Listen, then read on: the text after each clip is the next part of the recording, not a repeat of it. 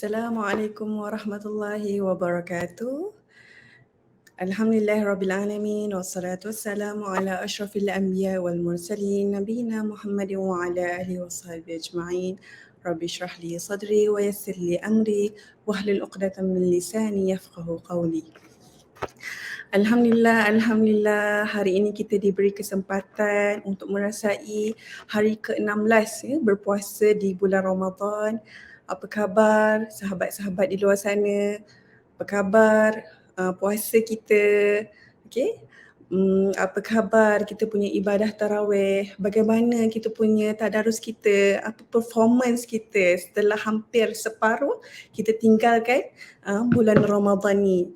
Jadi jangan sia-siakan peluang terakhir, separuh yang terakhir ni untuk kita cuba perbaiki diri dan beri yang terbaik untuk diri kita. Jadi insya-Allah hari ini tahniah bagi yang sama-sama sudi join perkongsian saya hari ini. InsyaAllah kita akan menyentuh sedikit sebanyak mengenai juzuk 16 ya. Kalau semalam kita dah dengar Ustaz Atik bercerita sedikit secara keseluruhan juzuk 15 dan kita fokus kepada kisah Ashabul Kahfi, satu peristiwa yang orang kata magic kan. So insya-Allah hari ini kita akan tengok apa yang ada dalam juzuk 16. Secara amnya kita mempunyai dua surah utama dalam juzuk 16 iaitu surah Maryam dan juga surah Taha. Surah Maryam ni adalah surah yang ke-19. Saya rasa dekat dengan surah Maryam ni kerana nama saya sendiri adalah nama Maryam. Jadi surah Maryam ni membawa satu tema iaitu pendidikan institusi kekeluargaan berteraskan tauhid. Kenapa saya kata begitu? Sebab di permulaan surah Allah mulakan dengan kisah Nabi Zakaria inginkan seorang zuriat. Kemudian Allah bawa pula kisah Maryam. Bagaimana Maryam ini dianugerahkan seorang zuriat yang bertaraf Nabi. Okey. Kemudian dalam surah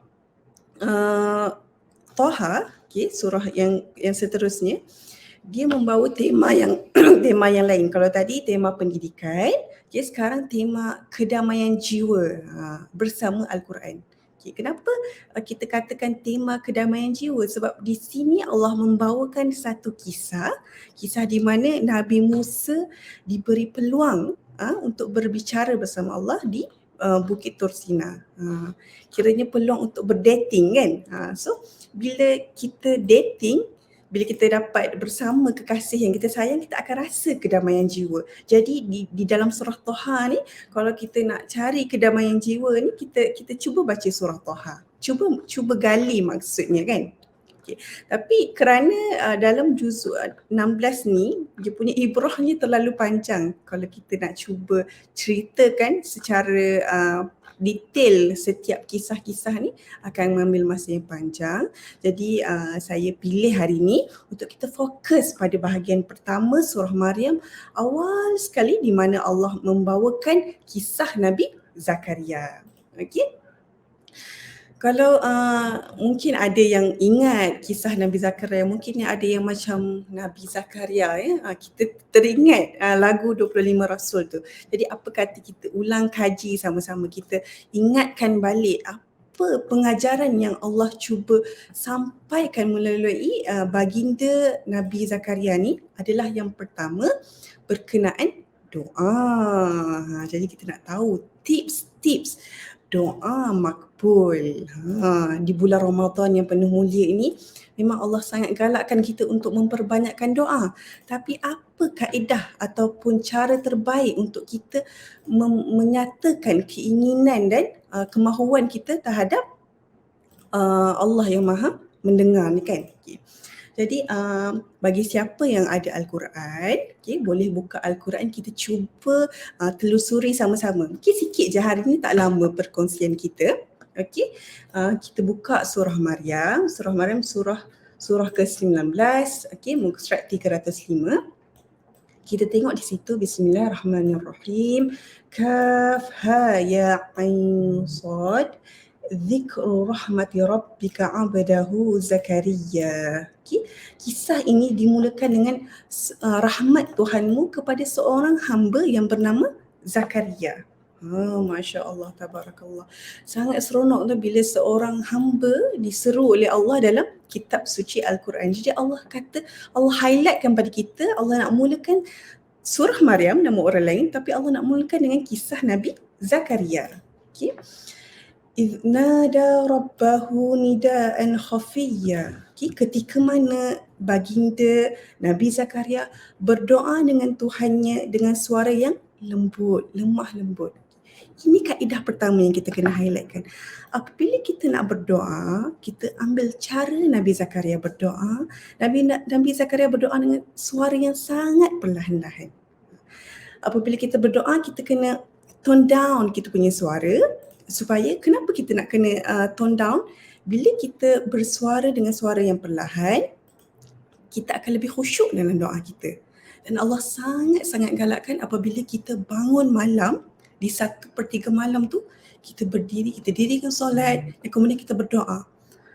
Okay, waktu orang lain sedang tidur, tapi kita ni, kita bangun dan memohon segala keinginan, segala masalah yang kita hadapi.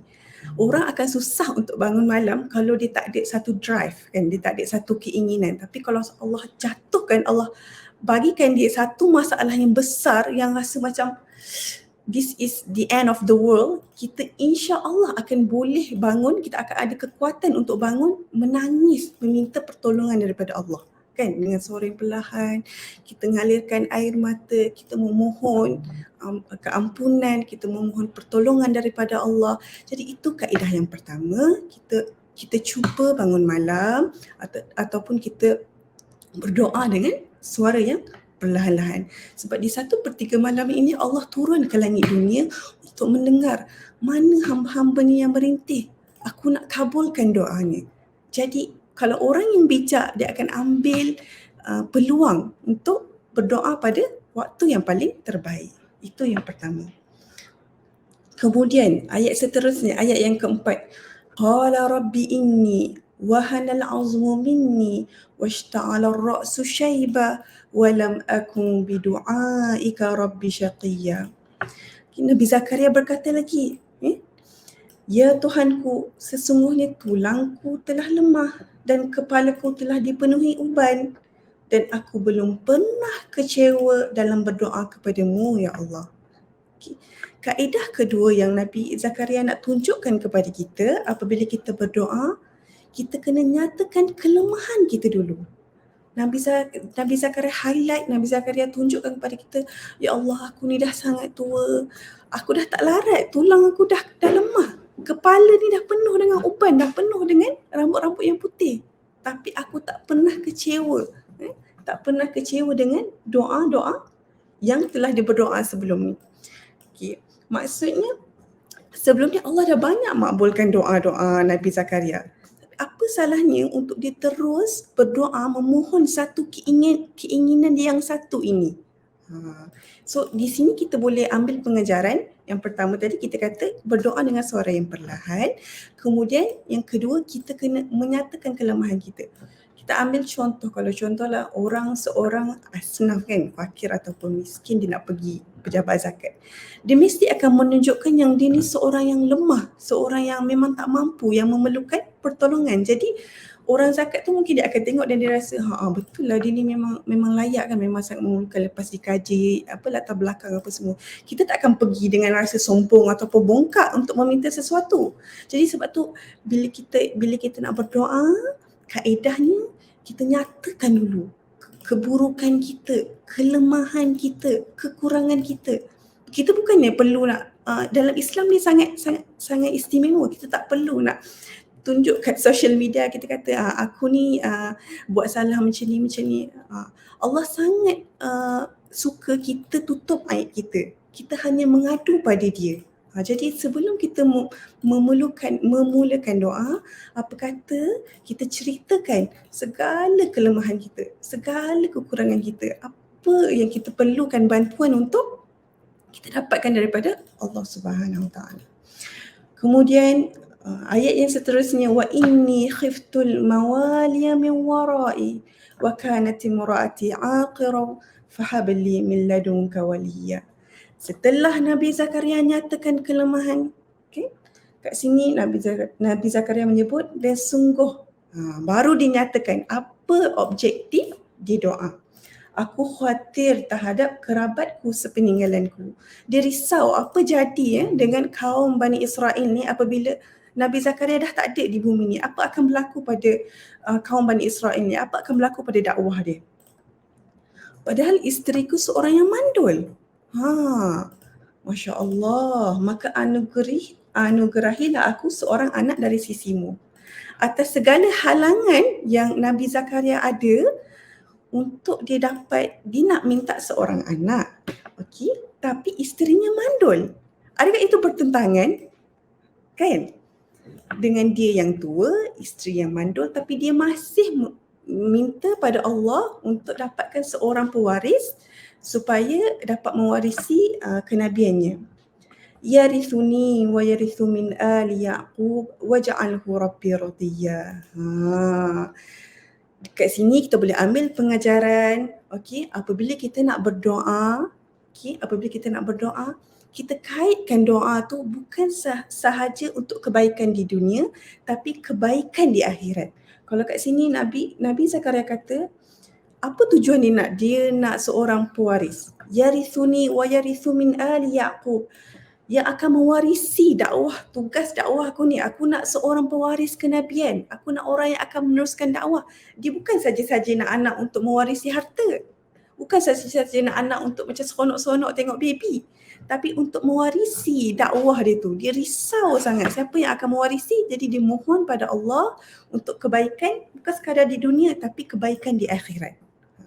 Begitu juga kita, kalau kita berdoa, apabila kita berdoa, contohnya kita nak kaya.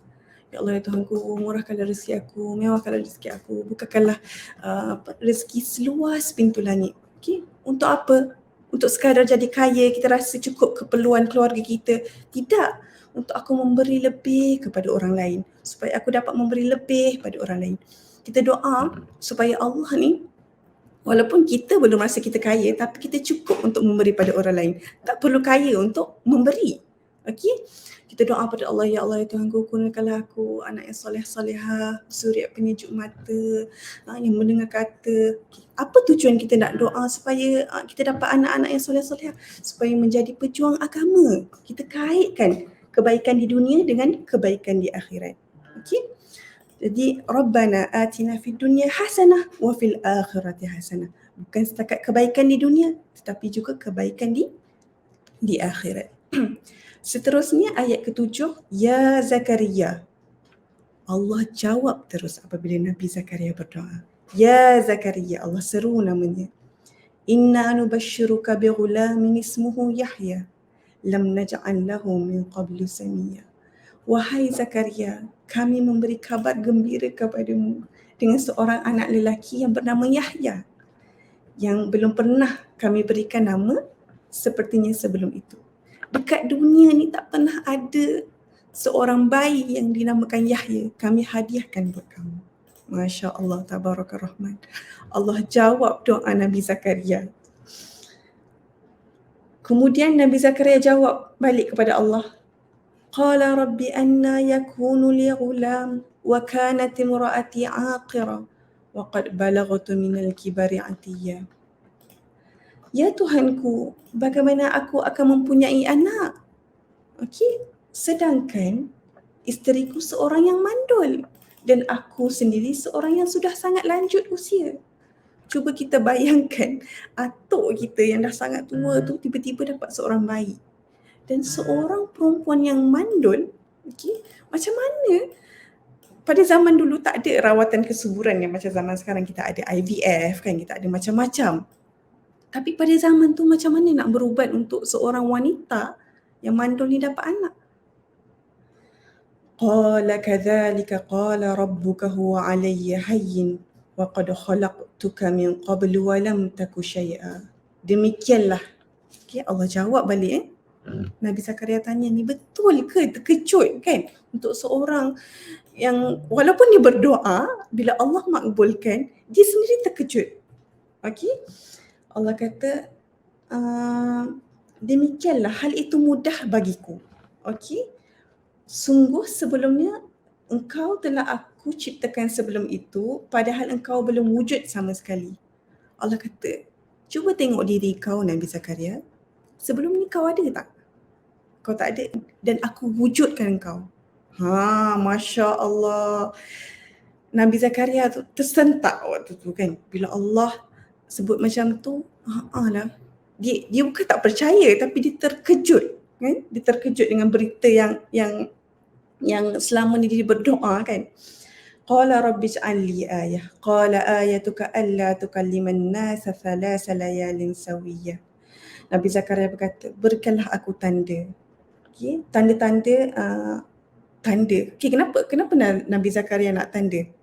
Sebab waktu zaman dulu kita rasa, mana ada CT scan kan? Kalau sekarang mungkin kita boleh CT scan, kita tengok ada baby dalam perut semua kan. Tapi macam mana Nabi Zakaria ni nak tahu isterinya mengandung ataupun tidak? Sebab isterinya seorang yang mandul. Okay? Dan apabila orang secara adatnya apabila orang yang dah menopause kan, bila dah tua, dia tak datang period. Okay? Dia tak ada rahim ni dah tak hasilkan telur untuk keluar. Jadi dia tak ada period. Okay, bila dia tak ada period, kita tak tahu. Maksudnya kalau orang mengandung, period tak datang kan. Tapi bila tak ada period ni, macam mana dia nak tahu isteri dia mengandung? Jadi Allah kata,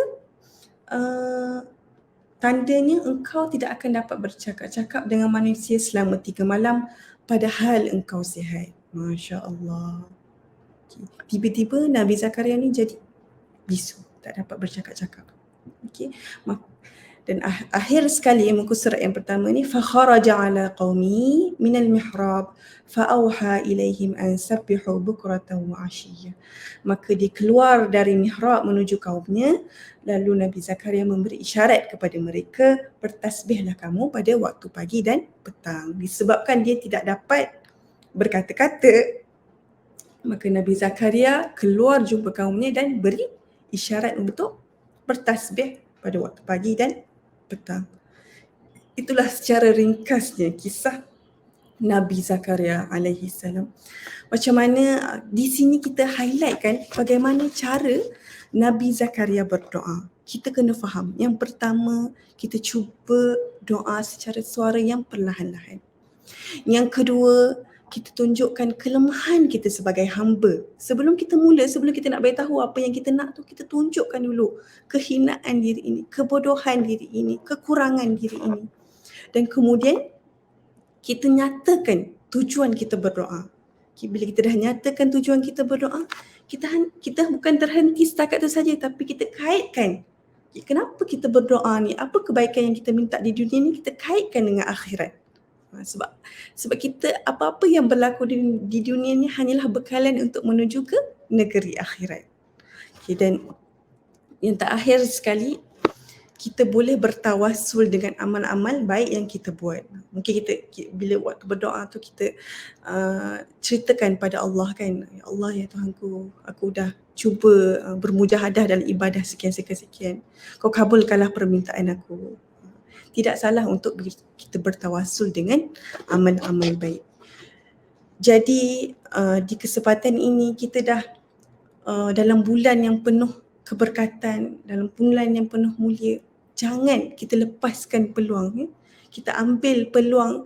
Allah nak mustajab, Allah nak makbulkan semua doa-doa kita pada hamba yang meminta. Lagi-lagi orang yang berpuasa, apabila hujung-hujung ketika waktu nak berbuka tu, lagi hujung waktu tu lagi mustajab doanya. Jadi kita jangan kelang kabut waktu tu lah nak pergi bazar. Waktu tu lah nak siapkan masakan. Kadang-kadang kita akan terlupa apa yang permohonan yang kita nak betul-betul minta. Jadi apa kata kita cuba hari ini kita ada lagi 14 hari berbaki. Tak salah untuk kita cuba konsisten dalam doa kita. Okay. Cari satu diary ataupun tulis dalam notes kat phone kita kan. Doa untuk diri sendiri, doa untuk suami, doa untuk anak-anak, doa untuk ibu ayah. Tulis setiap doa kepada sesiapa yang kita sayang. kan? Kita doakan mereka. Okey. Jadi sebelum berbuka tu ambil masa 5 ke 10 minit baca doa tu. Baca doa yang kita dah tulis. Okay? Jadikan amalan 14 hari terakhir ni untuk kita sama-sama berdoa, doakan diri kita, doakan keluarga dan juga sahabat. InsyaAllah doa itu dia seperti sesuatu yang magic. Kita rasa benda tu mustahil, tetapi dengan kuasa doa benda tu tak mustahil untuk terjadi. Sebab tu doa silahul mukmin. Senjata kita sebagai orang Islam, sebagai seorang mukmin, kita ada doa. Kalau kita cakap dengan orang agama lain, dia rasa macam tak percaya dengan benda tu kan. Maksudnya takkan kita meminta tu ada yang akan memakbulkan, tapi sebab kita percaya kita ada Allah, Allah As-Sami', Allah yang Maha mendengar, Allah yang Maha memakbulkan, Allah yang mampu mewujudkan daripada ada kepada tiada, daripada tiada kepada ada. Tak mustahil untuk apa-apa itu berlaku. InsyaAllah semoga pada kali ini ada ibrah, ada buah yang kita dapat bawa balik kepada rumah dan kita cuba amalkan. Okay. InsyaAllah segala yang baik itu datang daripada Allah dan yang buruk itu datang daripada diri saya sendiri. Jazakillahu khairan bagi yang sudi mendengar. InsyaAllah kita akan bertemu di kemudian hari. Wallahu a'lam.